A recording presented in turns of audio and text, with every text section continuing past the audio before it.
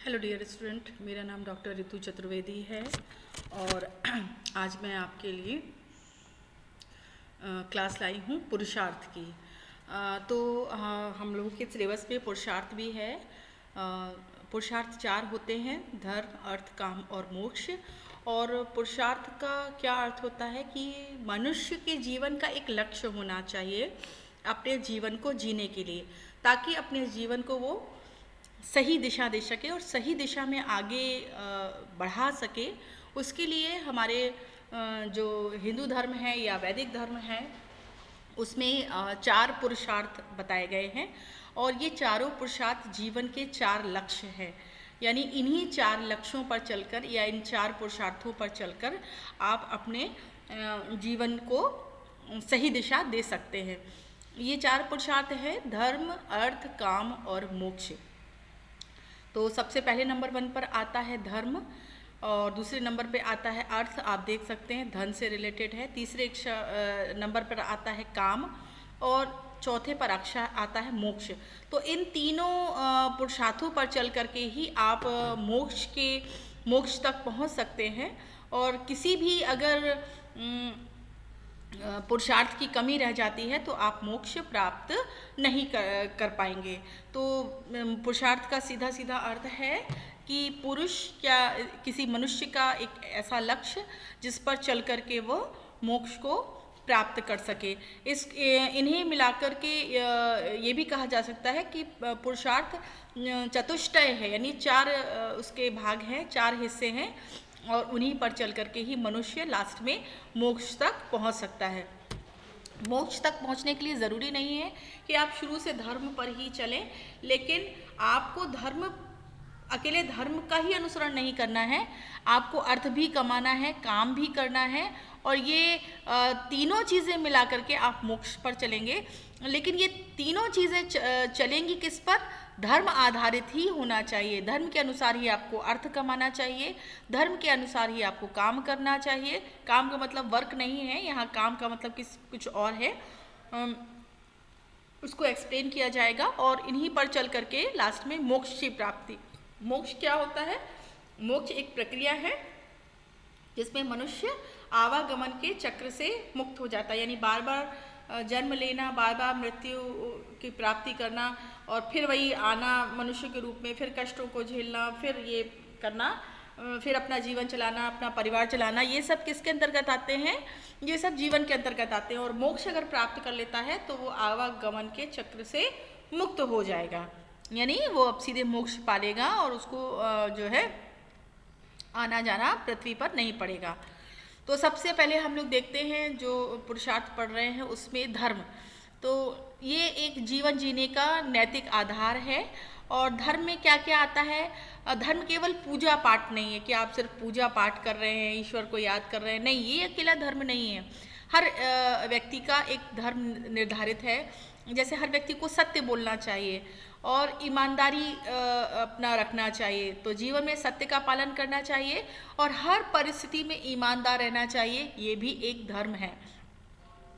अहिंसा, तो किसी भी प्राणी को या जीव जंतु को मन, वचन और कर्म से हानि नहीं पहुंचाना चाहिए, ये भी एक तरीके का धर्म है। और करुणा और दया, सभी के प्रति मन में करुणा होना चाहिए। ऐसा नहीं है कि इंसान के प्रति ही हो, जानवरों के प्रति भी करुणा और दया होनी चाहिए। तो ये भी एक तरीके का धर्म होता है। न्याय करना, जो है समाज में न्यायपूर्ण व्यवहार करना चाहिए और निष्पक्षता के साथ रहना चाहिए। ऐसा नहीं है कि हमें समाज में निष्पक्ष नहीं रहना चाहिए। समाज में अगर हम रह रहे हैं तो बैलेंस होकर रहना चाहिए, ना हमें किसी एक, ऐसा नहीं हो कि समाज में एक पैसे वाला व्यक्ति है, गरीब व्यक्ति है, तो हम पैसे वाले व्यक्ति के प्रति एक दूसरा नज़रिया अपनाएं और जो गरीब व्यक्ति है उसके प्रति दूसरा नज़रिया अपनाएं। तो ऐसा नहीं होना चाहिए, हमें न्यायपूर्ण रहना चाहिए और निष्पक्ष रहना चाहिए। कर्तव्य निर्वाहन, आप जो भी कर्म कर रहे हैं उसको अच्छी तरह से अपना कर्तव्य निभाना चाहिए। अगर आप सब्जी बेचने वाले हैं तो आपको सब्जी ईमानदारी के साथ बेचना चाहिए। अगर आप टीचर हैं तो आपको जो है अपने बच्चों को पढ़ाना चाहिए प्रतिदिन। ऐसा नहीं करना चाहिए कि आप जो है अपने कर्तव्य का पालन नहीं करे। अगर आप एक लोहार हैं तो आपको बर्तन बनाने में अपना पूरी ईमानदारी निभानी चाहिए। तो ये सब धर्म के अंतर्गत आता है। आप धर्म के अंतर्गत सिर्फ ये सोचते हैं कि पूजा पाठ आता है, तो नहीं आता है। सत्य बोलना, न्याय करना, दूसरों की सहायता करना, ईमानदारी से काम करना और अपने कर्तव्यों को निभाना और समाज के नियमों का पालन करना, ये सब धर्म के अंतर्गत आता है। तो धर्म वह शक्ति है जो मानव जीवन को संतुलन देती है। तो ये भी क्वेश्चन आता है कि धर्म क्यों ज़रूरी है, हमको धर्म, अर्थ, काम, मोक्ष में धर्म की क्या आवश्यकता है। तो क्योंकि बिना धर्म और बिना काम का उपयोग गलत दिशा में चला जाता है। धर्म के मतलब क्योंकि बिना धर्म के, अगर आप धर्म के साथ अर्थ नहीं कमा रहे, पैसा नहीं कमा रहे हैं और गलत काम कर रहे हैं, तो वो गलत दिशा में चला जाएगा। और धर्म के साथ साथ आप ये काम करते हैं, यही सब काम धर्म बताए गए हैं जो स्लाइड में आपको दिख रहा है। तो इन्हें धर्म नियंत्रित करता है, यानी कि आपको एक नियंत्रित दिशा में लेकर चलेगा अगर आप इन सब नियमों का पालन करते हैं। तो धर्म का मतलब सिर्फ ये नहीं है कि आप पूजा पाठ करें, आप देवी देवताओं को माने, नहीं, ये सब काम धर्म के तौर पर निर्धारित किए गए हैं। ये आपको समाज में रहते हुए इन धर्मों का पालन करना चाहिए।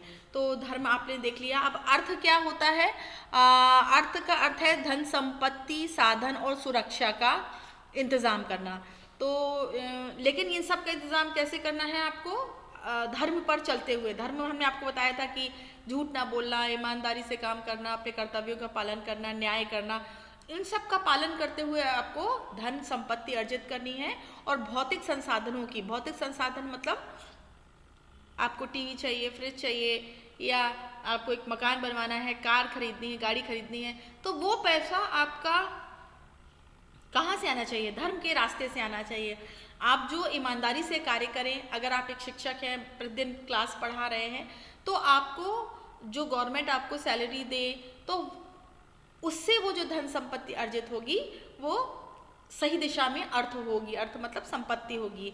तो धार्मिक कार्यों से चलते हुए आपको अपनी धन संपत्ति अर्जित करनी है, भौतिक संसाधनों की प्राप्ति करनी है, अर्थात बच्चों को पढ़ाना है, अच्छा मकान बनवाना है, गाड़ी खरीदनी है, आपको कुछ जेवरात भी बनवाना है। तो आपको ऐसा नहीं है करना है कि काले धन से आप जो है अपने अर्थ की प्राप्ति करें, यानी कि चोरी, डकैती, जुआ, इन सब चीज़ों से नहीं करना है। आपको धर्म के रास्ते पर चलते हुए ही अर्थ की प्राप्ति करनी है।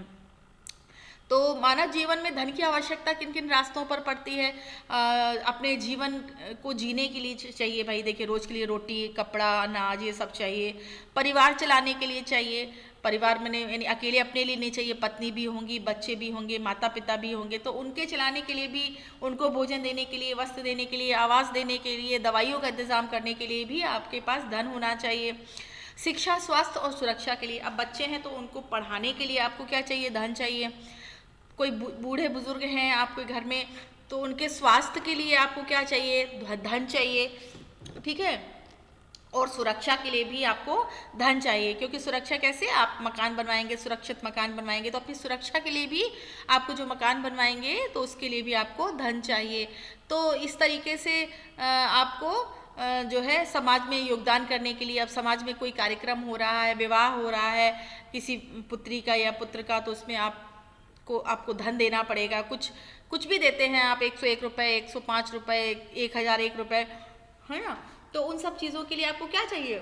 धन चाहिए। तो आपको धन की आवश्यकता होगी, यानी अर्थ की आवश्यकता होगी। और अर्थ किस प्रकार से कमाना चाहिए? हमने आपको बताया था कि धर्म के अनुसार ही अर्थ कमाना चाहिए। धन कमाना गलत नहीं होता है, लेकिन उसको धर्म के अनुसार ही चलाना चाहिए। और गलत तरीके से धन कमाना गलत है। गलत तरीके हमने आपको बता दिए, चोरी, डकैती, किसी के साथ धोखाधड़ी करके या लूटपाट करके, ये सब तरीके से धन कमाना गलत है। और धन जीवन जीने का साधन होता है, लक्ष्य नहीं होता है। मतलब हमें जीवन जीना है, उस जीवन को आसान बनाने का एक साधन हो सकता है धन, और एक लक्ष्य नहीं होना चाहिए कि हमें 100 करोड़ जोड़ ही लेना है। और हाँ, धन इसलिए भी ज़रूरी है कि आप अपने घर में पूजा पाठ कुछ भी करेंगे तो उसके लिए भी धन की आवश्यकता आपको पड़ेगी, यानी अर्थ की आवश्यकता पड़ेगी।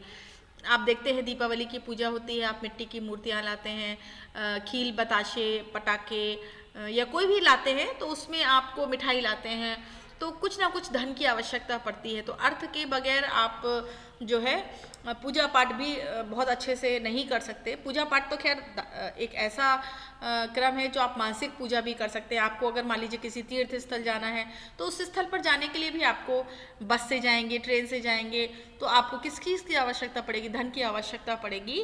तो जो है धर्म अर्थ की दिशा तय करता है। तो हमें जो है जो अर्थ मतलब धन जो चाहिए वो हर जो है धर्म के तौर पर हमको धार्मिक तौर पर लेना चाहिए। एक सही तरीके से जो है अर्थ हमको कमाना चाहिए। अब तीसरी व्यवस्था आ जाती है काम। धर्म, अर्थ और काम। काम का अर्थ होता है इच्छाएं, ठीक है ना, हमारी इच्छाएं, हमारी सुख सुविधाएं, भावनाएं, कला, प्रेम, संगीत, सौंदर्य, ये सब किस में आ जाता है? ये सब काम में आ जाता है। किसी को प्रेम संबंध मतलब प्रेम करना है और संबंध बनाया पारिवारिक और सामाजिक बंधनों के निर्माण और पोषण के लिए।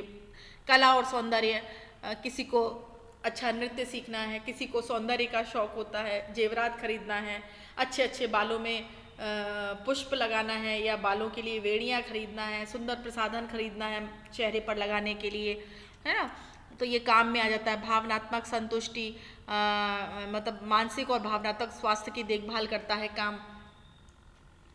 काम का मतलब सीधे सीधे इच्छाएं होती हैं और आनंद होता है, ठीक है, और संयमित भोग होता है, इच्छाओं को नियंत्रित और स्वस्थ पालन करने के लिए। तो काम का आप सीधे सीधे अर्थ लगा सकते हैं इच्छाएं और आनंद की पूर्ति, ये सब आपके काम में आते हैं।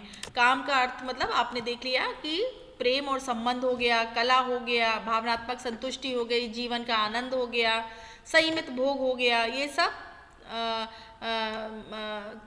जो है परिवार और संबंध हो गया, मानसिक संतोष हो गया। तो ये सब काम क्यों जो है में आता है। और काम हमें बताता है कि मनुष्य अपनी भावनात्मक और मानसिक ज़रूरतें भी पूरी करे, लेकिन काम धर्म और अर्थ के अनुसार ही होना चाहिए। तो सबसे पहले धर्म होता है, धर्म में हमने आपको बता दिया क्या क्या चीज़ें आती हैं, फिर अर्थ कमाता है और उसी धर्म और अर्थ के अनुसार फिर वो काम अपनी यानी इच्छाओं की पूर्ति करता है।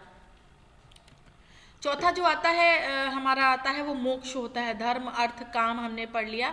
मोक्ष मतलब परम लक्ष्य और आध्यात्मिक मुक्ति। परम लक्ष्य मनुष्य का क्या होता है? परम लक्ष्य यही होता है कि हमें जन्म मरण के चक्र से मुक्ति मिल जाए, यानी बार बार हमारा आवागमन ना हो और आत्मिक शांति मिले, आत्मा को हमारी शांति मिले। हमारे जो जो क्वेश्चंस हैं हमारे कि प्रभु क्या है, इस दुनिया के अलावा भी कोई और पारलौकिक दुनिया है या नहीं है, वो सारे हमें क्वेश्चन मिलें और हमें ज्ञान की प्राप्ति हो, ये सब मोक्ष में आता है। तो और मोक्ष में ये जीवन के अंतिम और सर्वोच्च ज्ञान का प्रतीक है, ये अंतिम चरण होता है। और धर्म, अर्थ और काम के को लेकर ही हम मोक्ष प्राप्त कर सकते हैं।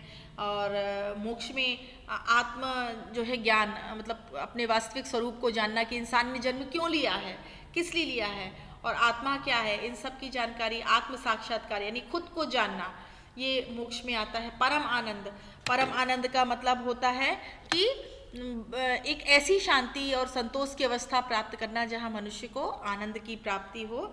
और जीवन का अंतिम उद्देश्य यही होता है कि जो है धर्म, अर्थ, काम और मोक्ष, और लोभ मोह से दूर रहना, दुखों से मुक्ति मिल जाए, सांसारिक बंधनों से मुक्ति मिल जाए और इस अवस्था में आके ज्ञान और ध्यान जैसी जो है चीज़ें वो प्राप्त कर सके। तो यही जो है 4 पुरुषार्थ कहलाते हैं। तो धर्म जो होता है वो सही दिशा देता है।